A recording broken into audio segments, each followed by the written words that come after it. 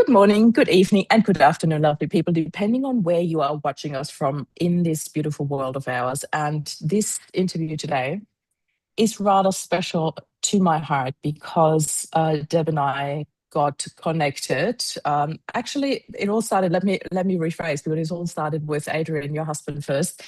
I sat at the Cairo and I received a phone call from a number I didn't know, and for whatever reason, I picked it up and. It was Adrian. He said, "We've got a mutual friend, and I was supposed to call you." And I'm like, "Okay, I'm listening." And then he shared a very short and very beautiful and very heartwarming story that we will hear a lot more about today.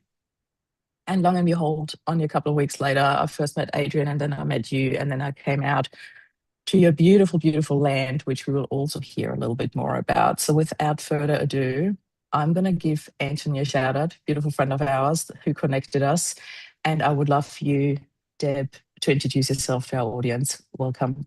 Hi, thanks, Marie. Look, it's a real pleasure to be able to share with you today and talk about some of the stuff that, yeah, is very much deep in our hearts and full frontal with our lives at the moment. So, yeah, a little bit about myself. I feel like I've lived 10 lives in my lifetime. Mm, I grew up in Melbourne actually, and had a beautiful family life growing up. And I studied commerce law, and I went out to become this hotshot lawyer. And I had these dreams of becoming this female judge. And I didn't do any of that. I ended up abandoning my legal career in the first year and going and pursuing my dream of music. And so I actually was writing songs and started down that path of actually songwriting, performing, mhm, and I ended up um, pursuing a career of about 10 years of singer-songwriting and touring Australia and Asia. And yeah, it feels like a lifetime ago that I was on stage in mm. front of thousands of people and writing, Wow. cutting CDs and selling CDs with my little gig bag and my guitar and my and just going around pubs, clubs, and all sorts of places, churches. I'm from a Christian background, so I would visit a whole Mm, youth groups and whatnot. So yeah, that was a whole lifetime ago, I feel like. But I've yeah. also, yeah, I think I've always been a creative. And since after I think I moved into a different space, which was building and creating space for community when we bought a farm stay about 6 years ago. And I found my other passion, which was, yeah, which was facilitating community and creating beautiful spaces. So from renovating the house Mm, to then building tiny homes and all sorts of ways to design up space. I've loved that.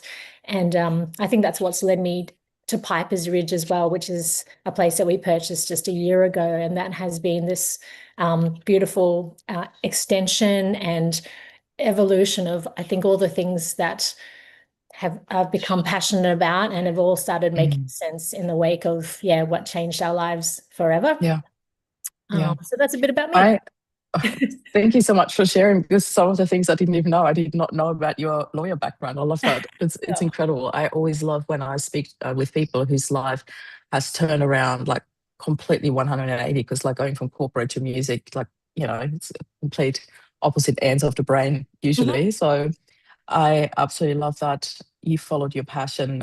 Speaking about passion, how and when did you meet Adrian? Hmm. I met him.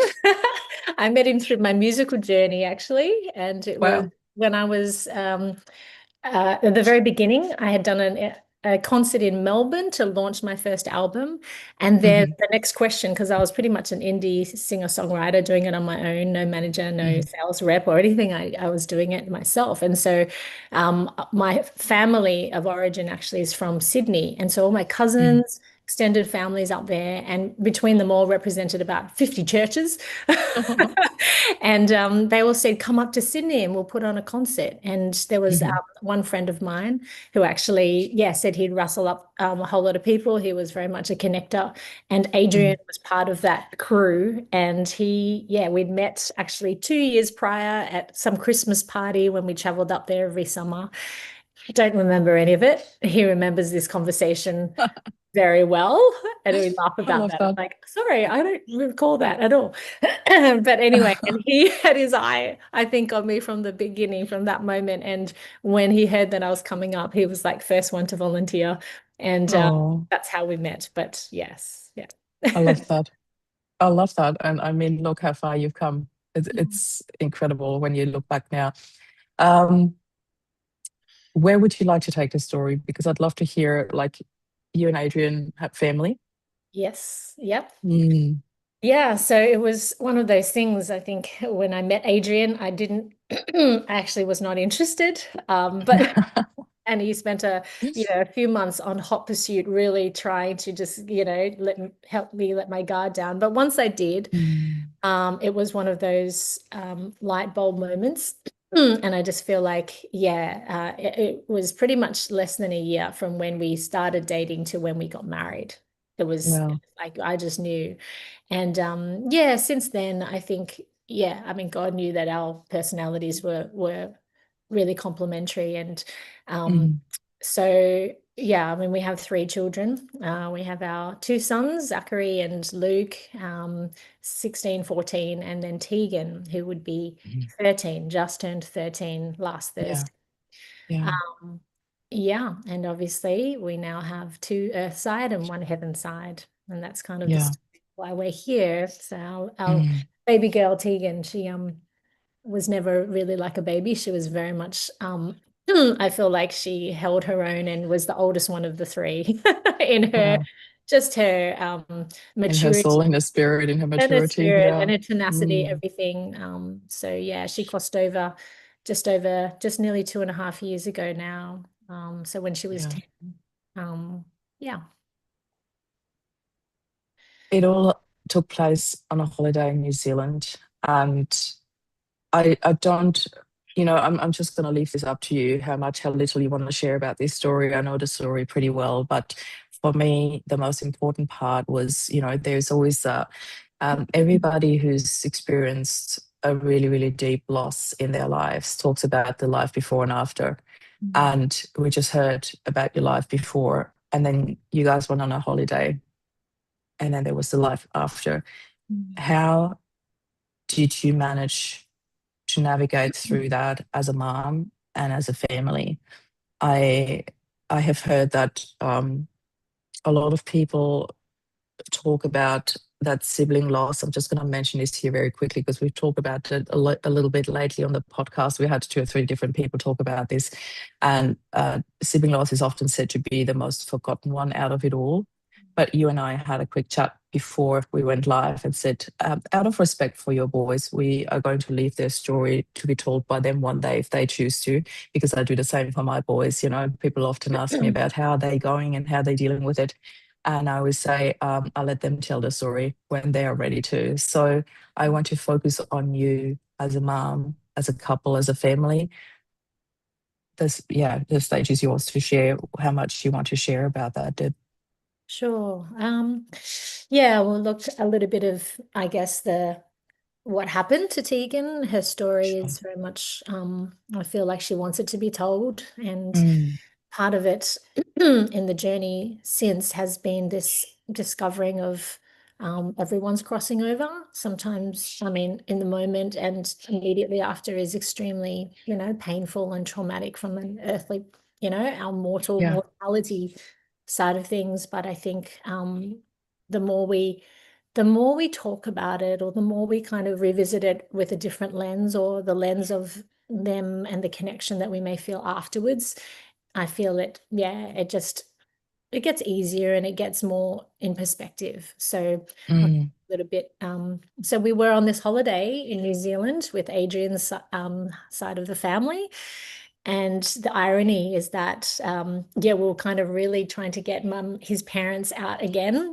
His mm, father's quite elderly, and we thought that, yeah, he probably wouldn't want to travel overseas, but he suddenly had this gusto, like, let's go. mm, So we had gone 5 years prior when Tegan was 5, and we love New Zealand and we wanted to go back. mm. So we thought it's close enough to Australia, just across the Yeah. strait. Um, so we embarked on this trip, which we thought would be his last hurrah Mm, overseas. And that's why it was, threw us completely for six when, it was Tegan's time to go. Um, but yeah, we were at Milford Sound. We went on this lovely overnight cruise. And yeah, it was just this beautiful. I've got to say, sorry, that's my bird going That's crazy. all right. Love Is it. it very loud? I I can didn't even move hear it. room. No, not at Okay. all.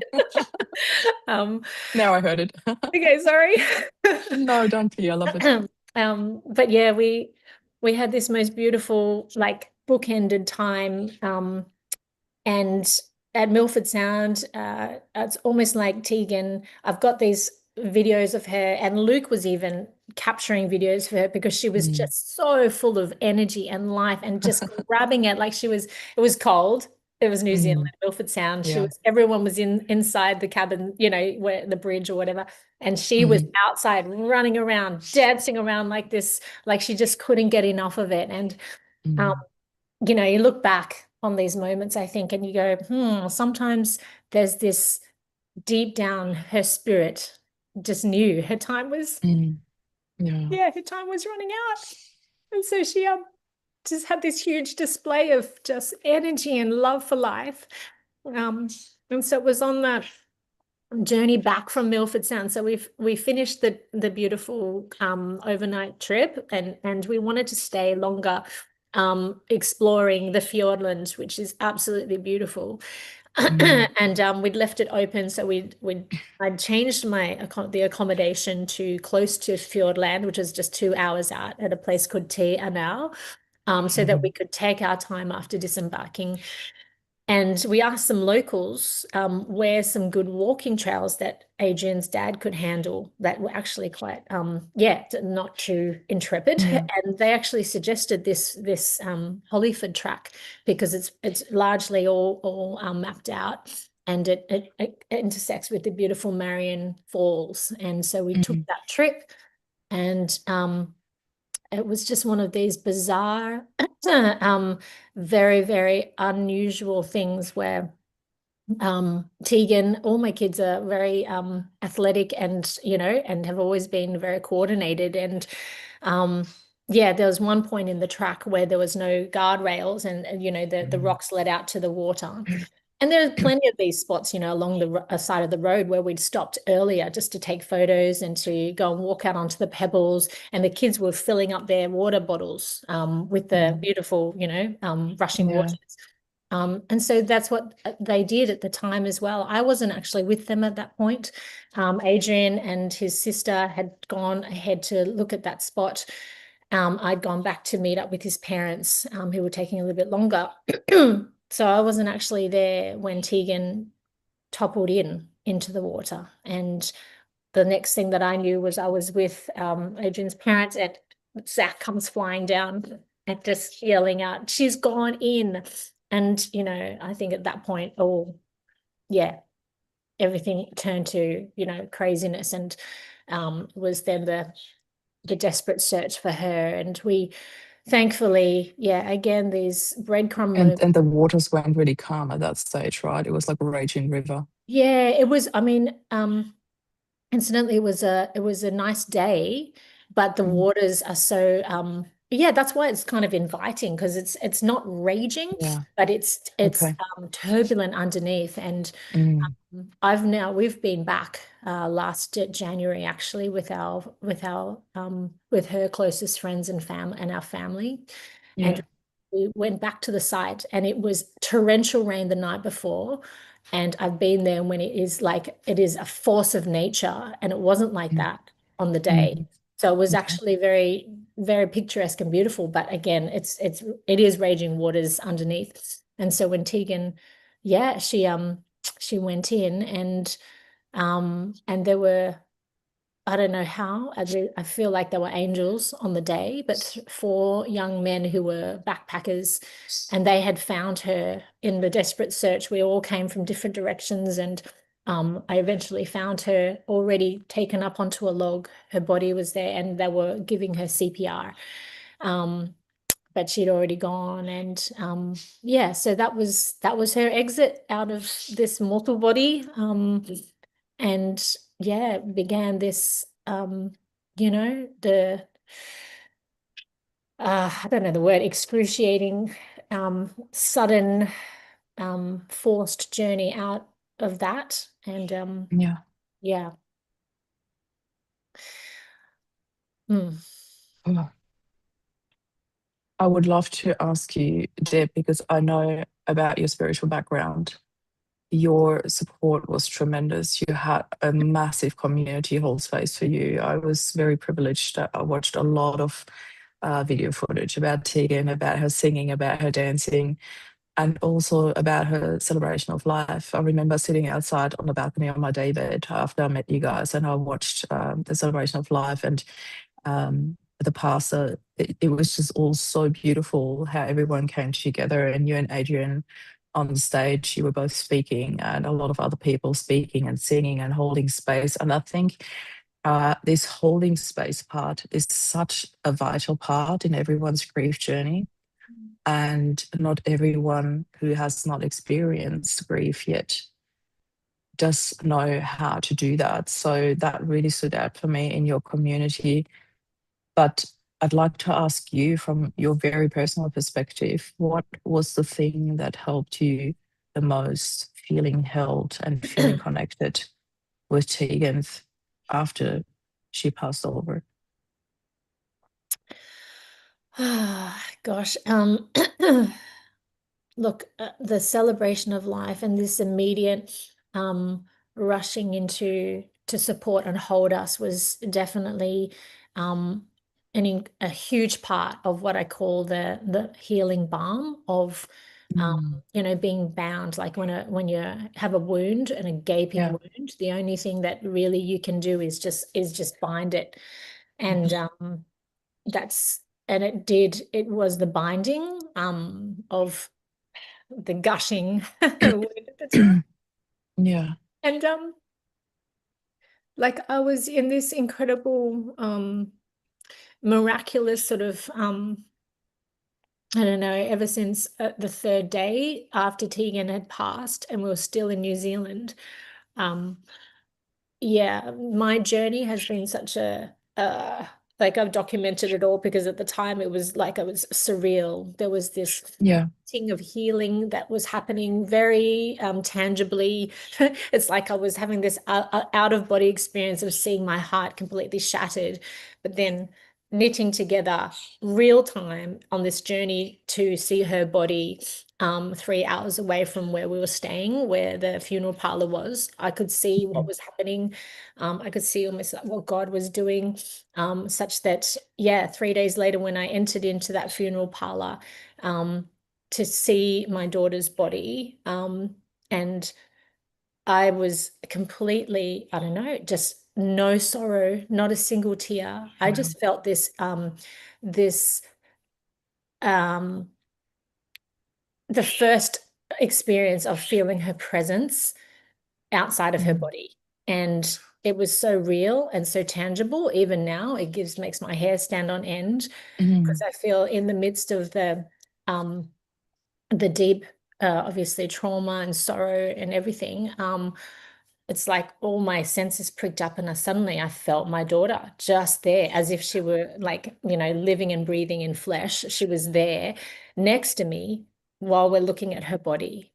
mm, And from that moment, it's like my faith and everything that I've learned growing up and been aware of in terms of our eternal life, and that we don't just mm, die when we just don't end mhm. when we die.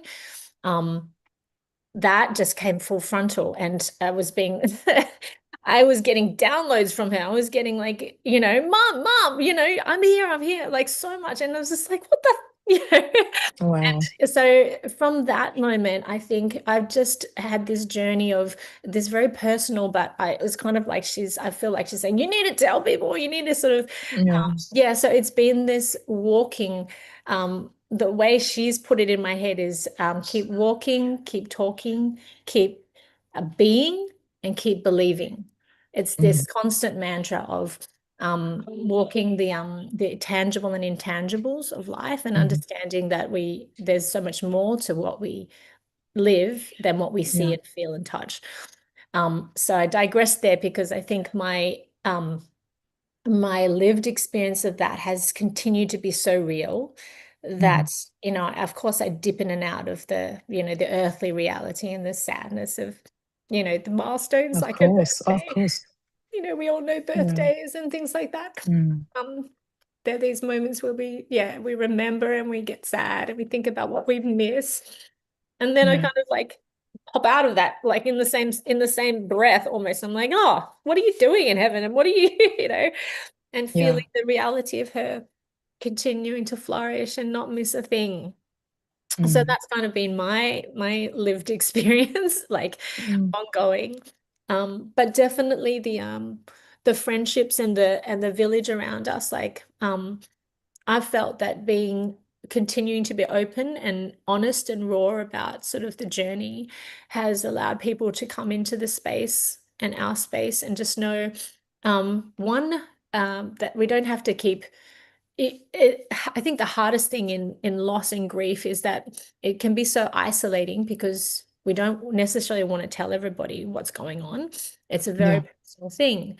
And then so people kind of don't know whether to ask. And then Yeah. time they ask, you've done so much grieving, done so much thinking and processing that you don't necessarily want to say this story over and over again. Yeah. Yeah, so I found that having a space where we could share about it and people could lean into it, through Facebook group or, whatever it Mm. was, has been a way to journey together where people can be on the same page as us. Um, and I feel like I know they're holding space for it and they get it. So it's been a massive part. Like, I feel like I have not done this journey alone, and not even in our small nucleus family. It's been our extended family, it's been our best friends, it's been the wider village of people that kind of, yeah, a part of this journey. And so I'm so thankful for that because Mm. I think that feeling of that everybody moves on and you're stuck in this place and you have to figure it out yourself hasn't been our experience, or it hasn't been my That's experience. beautiful. I feel Yeah. thankful for those friends that constantly we go out for coffee, we meet after Pilates, and and they're always asking, what did Tegan tell you today? Or what did, Mm. feel her I on a love bit that. and I stuff. And really love that because I mm, think that is one experience that I hear from a lot of people, that people stop asking, people stop saying their name because they don't want to trigger you, they don't want to, and I'm thinking, well, I'm living with this experience either way. This is my reality, that Rob has died, that won't ever change in the future. How we deal with it, of course, changes, and how we are led through it from a spiritual perspective changes and grows, And I know that you and I have got a lot of parallel experiences throughout the story, even though our stories are so unique and so different, But I always say to people, don't ever stop saying his name. And only yesterday, Rob's brother sent me a picture of some sticky date pudding, and it was Rob's favorite dessert. And I'm like, oh my God, you're like your brother. Like seriously, he used to send me photos of food when he was traveling, and usually it's steak and beer and then this and he's like, oh, I should have sent you a photo of the steak and a red wine that I just had before then. And I'm like, they're so alike. It's really beautiful. But it's those little memories that when they come up that actually make me smile. They don't tear my heart apart. They're just a beautiful reminder. And I always say to people, just don't. Like and mm. even if I cry, it's okay. They're beautiful memories. It's okay if you make me cry. I don't mind. It's just something. I'd rather have that than sitting here with the feeling that people have forgotten about him, which I find absolutely impossible. But yeah, um, you and Adrian you've both had this experience being and feeling very connected with Tegan and hearing her voice, her guidance, and looking at what you do now and where it has led you. Um, can you tell us about Pipers? Because you talked about Red Gate, which is your farm stay, where you've got various tiny homes and other houses on that property. You held ceremonies there. You had it on Airbnb for a while, but the future is a very different plan. And then Pipers came into the mix. Share that story, how that all came about, and where we are going with this. Yeah, well, look, I think it was on the anniversary of her heaven side. crossing, so January 2025, Mm-hmm. that really sensed, I don't know, just something kicked into gear. Adrian and Mm-hmm. I think have always been a kind of pioneering couple. Like we Mm-hmm. never like being told what to do and when to do it. We sort of always do our own thing. Mm-hmm. And yeah, just kind of following kind of the guidance from God or what, that we embark on different vision and pursuit. And this was, in the wake of a year of really hard but really healing firsts, kind of contending with Tegan Heavenside and not with us like physically was big. And so we really only had energy for following that path of Yeah. working through the first year. So when literally I think it was after the 25th, so she passed on the 25th, which is the day before Australia Day. Mm-hmm. So on Australia Day, I was like, I felt like this thing lifted, and I had this sense of, oh, I feel like we need to pioneer again and find something. And Adrian, yeah, I don't know, just within days, we were on the pursuit for property again. Mm-hmm. And not that, I don't know, again, I feel like only God can sort of make these things happen, because it's not like financially we're in a bit different position. It just was this sense. And Mm-hmm. I remember writing, I journal a lot. And one of the things I think, yeah, from after Tegan's passing has been, I came back to my journaling full throttle every day. I would be having dreams as well. I'm a dreamer. And so I'd Mm-hmm. write, or I'd dictate into my journal and write. Anyway, one of the things, I went back over my journal and I wrote, and I'd written something. Like, I tend to write when I get downloads from Tegan, from Mm-hmm. her.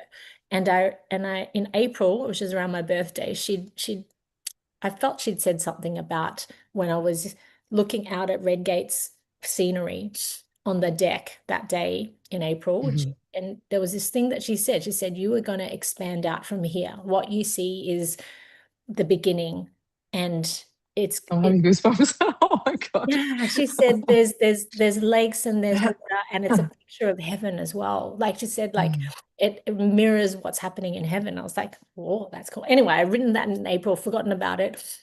I looked back at it, and it's like this thing just grabbed me.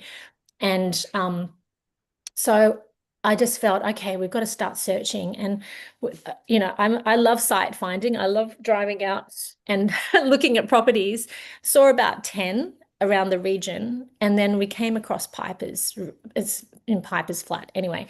And as soon as I went there, it has a flowing river through it. It has mountains in the background. I just knew this is the place. Mm-hmm. There's something really sacred about this place and what Tegan had shown me in April. Um, and so, yeah, that began this journey of Piper's Ridge. So Adrian, yeah, we both had a look at it, and yeah, it's now, what is it? It's June 2026. So yeah, we settled on it in July 2025, which was a year and a half after she crossed over. And, it's a year later now. And oh my gosh, And like look at it. it's like it's like Oh. I don't know, all heaven's come into the party of making it happen, Mm. like of just Literally. transformation of land, and the way I don't know. I've not done landscaping. I'm not a horticulturalist. I'm not a environmentalist. I'm not And you would not believe that I when would you not come believe, and see you on the land, because you feel like you literally own it. Like it's incredible. Like, and I'll never forget the day after your birthday when I came up to meet you in person for the first time, and I met you Mm, on that land at Piper's, and it was incredible. I had this sense of, there was such a strong sense of belonging when I saw you on the land. Like, it's when you walk around, when you talk about, the behind the scenes, and Nala, your dog, like it's in almost every second video, or at least every second video. And meeting you there was really, really special. Not just because I met you for the first time, but because it was on Pipers, and you and I sat on Tegan's place, and you shared. It was just such a beautiful memory for me, and it was only like, what, 3 months ago. Um, Unbelievable. So share a little bit about your plans going forward. What are your plans with Pipers, with the community? There's just so much coming, and we're not even, yeah, I'll let you share. Yeah, well, it's one of those things. I think we get, one step at a time, the knowledge of what to do. And yeah, so for us, living legacy Mm, was the starting step. So living legacy is an alternative framework for memorial gardens and cemeteries. It's another way of being able to memorialize a loved one, not just through dedicating a tree and putting a plaque there, but actually being able to infuse the ashes of the loved one into the roots of a tree in a way. Yeah, this is patented way to change the ashes into um, a liquid form that changes the pH, so that is really good for the soil mm, and really good for the tree's growth. And I think, yeah, there's something incredibly beautiful about that, and bringing back to the roots of our existence as yeah. humans, Oh, like the dust to dust, and the ability to, again, this sense of have life after life. And so much of this is unraveled and evolved since we've done this. But actually, it all began even before Tegan had crossed over. Adrian was, yeah, come across the founders of Living Legacy in Melbourne, mm, who've, yeah, had the concept already launched in mhm, Mornington, and it's a beautiful repurposed golf course that they've done. They've started this, and so he got involved with that business years ago. And I wow. was always like, what are you doing with a Mhm. this kind of business? I mean, we do a lot of different businesses, but this was just weird. Mm, Um, and little did we know that after, yeah, Tegan passed, it just came um, full frontal in our yeah. radar, because I think I shared this with some media the other day, is that in those terrible, like the most excruciating days just after she passed, we got a call from Warren, one of the founding brothers, and saying that he wants to plant a living legacy tree for Tegan. Where would Mm, we like it? And I think that was the only thing in all of the traumatic logistics of everything that was going on, that made some sense and gave some comfort in all of that, like to see some life come out of Tegan's passing. Um, yeah. and so I think from that point on, we just knew that living legacy was going to be part of our life after Tegan's crossing. Yeah. And so Piper's Ridge, we had that in mind. We needed a place where we could actually cultivate a forest for living legacy.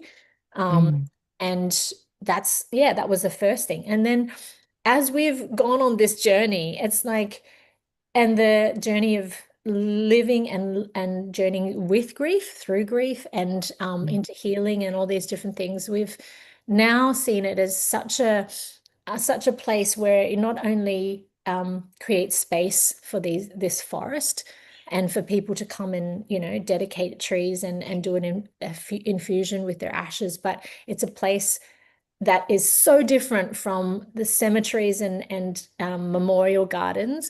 It mm, is a place, we believe, for health and wellness. So we're not in this industry of death. We're in this yeah. industry of life. And so Yeah. what we see unraveling and evolving is this beautiful kind of community of people who champion healing, wellness, and health, from practitioners who are, grief coaches and counselors, to people that help our bodies to heal through, different practices, whether it be meditation or breath work or Yeah. gentle yoga, and these things that create space and time, and in an environment that I feel like is so different to the everyday, hustle and bustle of life. The thing that Pipers actually creates is this place out, coming away, being able to Mm, retreat from, and almost cocooning. I think that's the word you use, Marie. yeah. Yeah. Sometimes I cocoon. I use that word a lot. I cocoon around the days that I find harder. Like for me, one of the hardest days is Father's Day. Mm. because you see it everywhere and it's almost impossible to escape unless you really cocoon and go somewhere. So I often took a weekend away to just be family, to cocoon and heal. And I Mm. think what I feel when I come to Redgate and to Pipers, there is so much space. And yes, there might be the cocooning, but I also feel like when you come out, then there is space to actually open up and let go and to allow healing in, to allow to be in community, to be held by a community. And that's what I feel so strongly, what you guys are creating there, and which I'm really, really privileged to be a small part of, hosting the retreats at Redgate. I'm really looking forward to that. We want to put a shout out in there. The next retreat is 6th to the 9th of August. So if that speaks to you, please let us know, reach out to us. But there'll be so much more. It's all about creating community, having people there to offer different things to people, which is all about healing, community, connecting through the heart. And that is what really stood out for me the most when I met you guys. That vision that is so aligned with what I see in the future. I find that absolutely incredible and beautiful what you have created out of the journey that you have been dealt with. Mm. Mm, Yeah.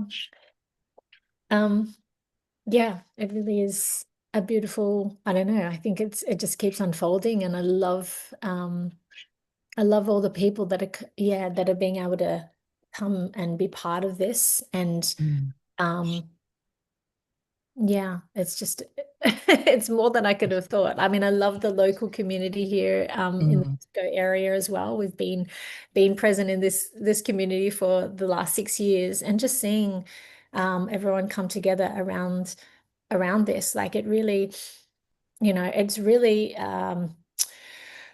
bedding down that there's such a need for Mm, for people to find a space and to be able to have space created for them to heal and to yeah. uh, yeah, to laugh, to cry, to create new memories, to remember past memories.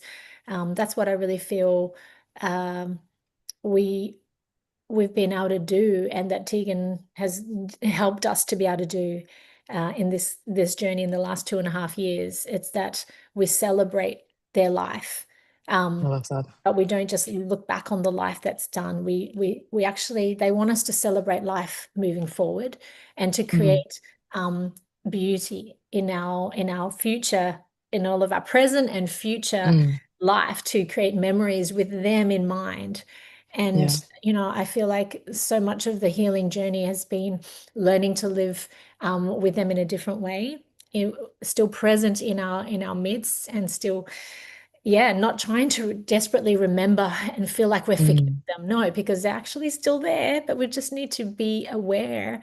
And so when we get together as family, or when we come to this Pipers or go back to Redgate, yes, it has so much of the memories of her growing up, and it's sad mm, because you think that's what we do. But oh my gosh, it's so happy because she's still here and that she's yeah. still loving us, enjoying this And space. it's so beautiful that you do have memories of Tegan at Yeah. Redgate, and so much video footage as well, which again is such a blessing. Deb, I know we're way over time. However, if you were to leave our audience with just one message about their healing journey, because a lot of people watching this come to the podcast because they're looking for something that gives them hope, something that gives them direction, something else they can try out. Um, what would you like to say to them? Hmm. Gosh. Yeah, look, I think for me, being able to navigate loss has been being able to stay open to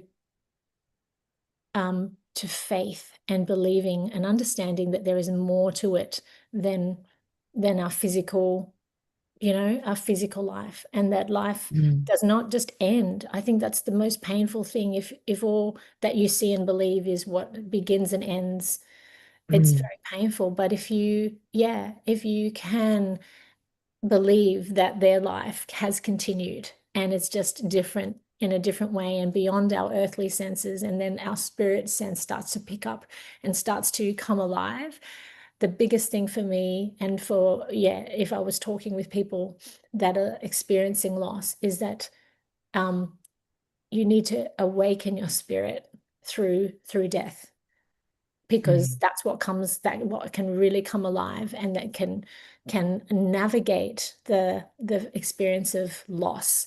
And it's actually a layer of life that, if we go through life never experiencing loss, maybe we'll never awaken that part of ourselves that is actually so, so deep, and so many are on this journey. And that's what I found so, so healing and so amazing, is that through loss, I don't feel sidelined and that everybody else has just moved on. I feel like it's awakened a whole community, people that are on this journey, and we all should be in life at some point, Yeah.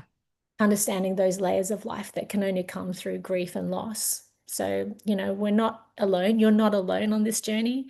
Yeah, we can do it together. And Yeah. yeah. Thank you so much for this wrap up. It is so beautiful. And thank you for sharing your story, your family story, Tegan's story here.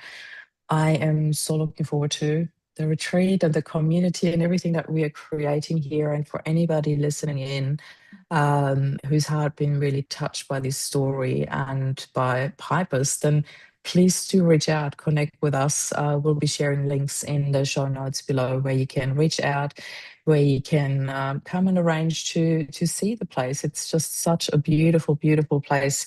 Your heart will be wide open, I can promise you that. So, Deb, thank you so much for being here. This is Deb and Marie signing off.